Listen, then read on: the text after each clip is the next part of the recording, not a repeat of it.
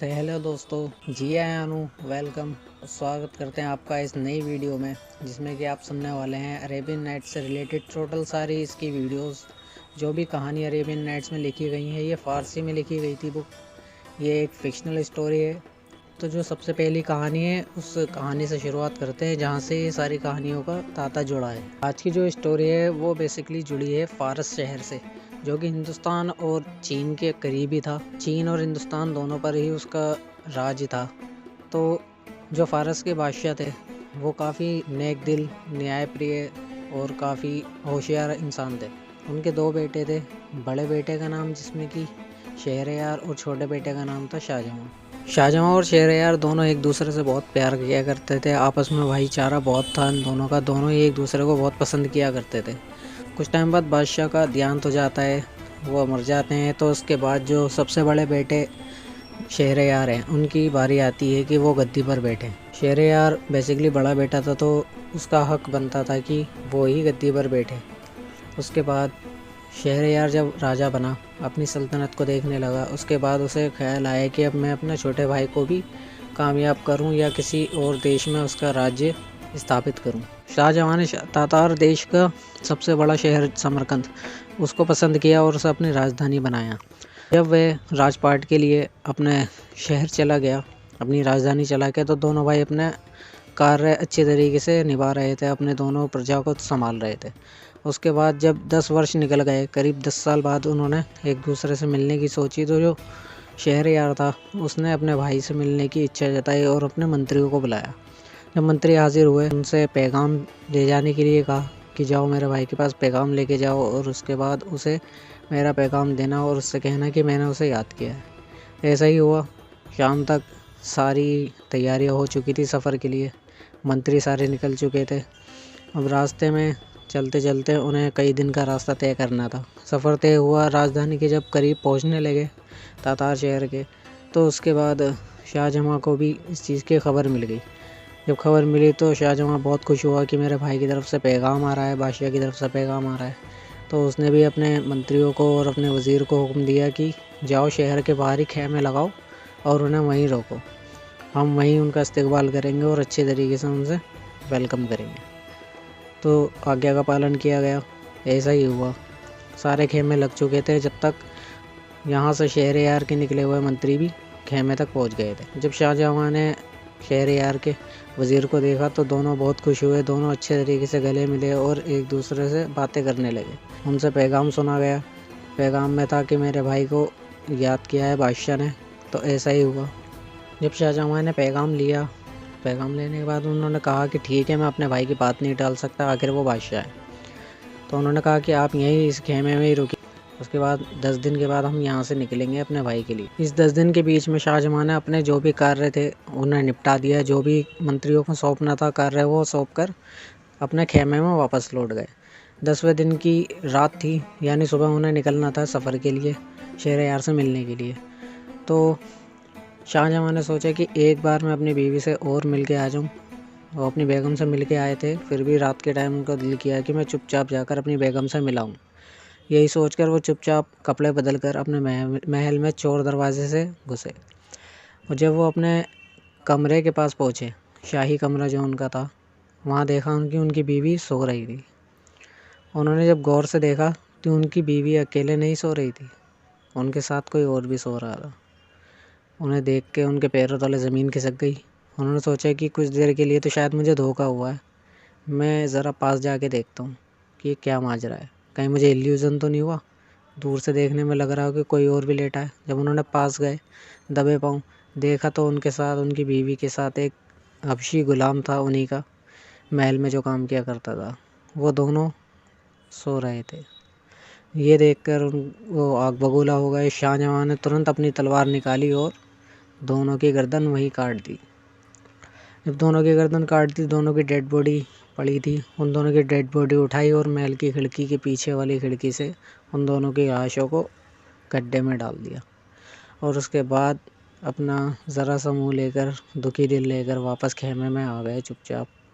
जब सुबह हुई तब मंत्रियों ने कहा कि चलने की तैयारी कीजिए।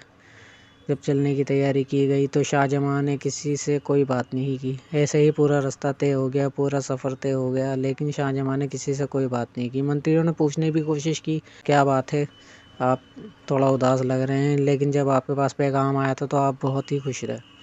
शाहजहाँ ने कुछ नहीं कहा और सफ़र तय होता गया। ऐसे ही किसी के पूछने की हिम्मत नहीं थी शाहजहाँ से कुछ पूछ सके। जब शाहजहाँ हिंदुस्तान की सरहद में पहुंचा तो शहरयार को खबर मिली कि मेरा भाई पहुंचने वाला है, तो उसे भी बहुत खुशी हुई। वो भी अपने छोटे भाई से मिलने के लिए उसने शहर के बाहर खेमे लगवाए और वहाँ बहुत ही उत्सुकता से पहुंचा।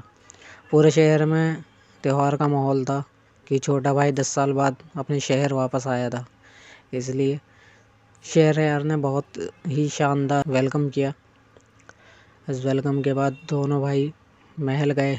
महल में जाकर शाहजहाँ ने नहाया धोया और अपने खाने की तैयारी की। पूरे रास्ते दोनों भाई बात करते रहे, खाने पर बात करते गए। रात तक हो गई कि दोनों भाइयों की बातें ख़त्म नहीं हुई, लेकिन शाहजहाँ एक अपनी बेगम की वजह से दुखी था। उसके चेहरे पर कुछ न कुछ शिकन थी, वैसी खुशी नहीं थी जिस खुशी से उसको पैगाम मिला था और वो खुश हुआ था। अब ये बात उस वक्त तो शहरयार ने नोटिस नहीं की, लेकिन अगले दिन जब सुबह हुई, पूरी रात शाहजहाँ अपने कमरे में रोता रहा, सिसकता रहा, लेकिन कुछ भी उसका दर्द कम नहीं हुआ। अब इस बात को कब तक याद किया जा सकता था। उसने कितना ही दबाने की कोशिश की, लेकिन फिर भी कुछ हल ना निकला।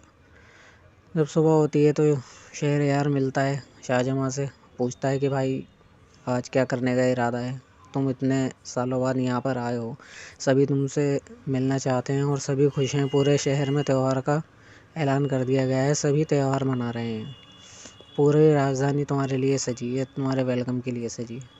लेकिन शाहजहाँ जो था उसका मूड ऑफ था। वो कह देता कि भाई कुछ करने का दिल नहीं है, मैं बस ऐसे ही मुझे छोड़ दो, जब मैं दिल होगा तो मैं कुछ तुम्हें बता दूँगा। उसे बड़ा ताज्जुब होता है। शहरयार कहता है यार ये अभी अभी तो आया है और इसका मूड कैसा होगा पता नहीं, मैंने तो कोई कमी भी नहीं की। शहरयार कहता है कोई बात नहीं, उस बात को जाने देता है। एक दिन गुजरता है, 2 दिन गुजरते हैं। दूसरे दिन शहरयार को खबर मिलती है कि हमारी राजधानी के पास ही एक बाग है जहाँ पर बहुत अच्छा शिकार हो सकता है। ये सुन के शहरयार तो बहुत खुश हो जाता है कि चलो मेरा भाई आया हुआ, उसे शिकार पे लेके चलता हूँ, उसका हो सकता है मूड भी ठीक हो जाए। तो शाहजहाँ को बुलाता है और शाहजहाँ से कहता है कि हम कल शिकार के लिए निकलेंगे, बहुत ही अच्छा एक शिकार की जगह हमें हाथ लगी है जो भी हमारी सरहद में ही आती है। लेकिन शाहजहाँ मना कर देता है। उसका चेहरा पूरा पीला पड़ चुका होता है अब तक और उसको काफ़ी ज़्यादा वेट लूज़ कर चुका होता है।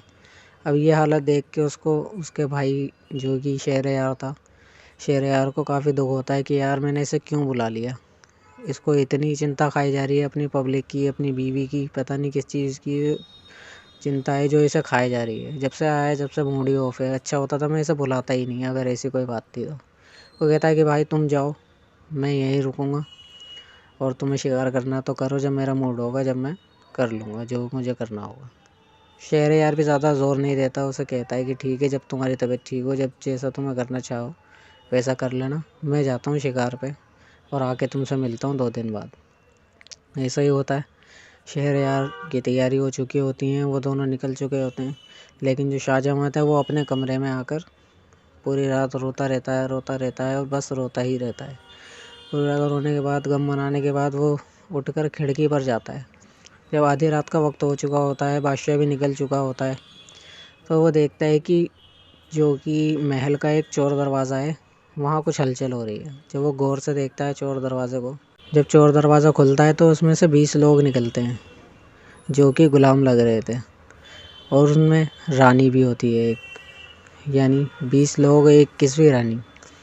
वो देखता है चुपके से कि ये लोग कहाँ जा रहे हैं इस वक्त, ये कहाँ निकल रहे हैं। लोग चलते जाते हैं और एक बाग में पहुंचते हैं जो कि महल के किनारे ही था।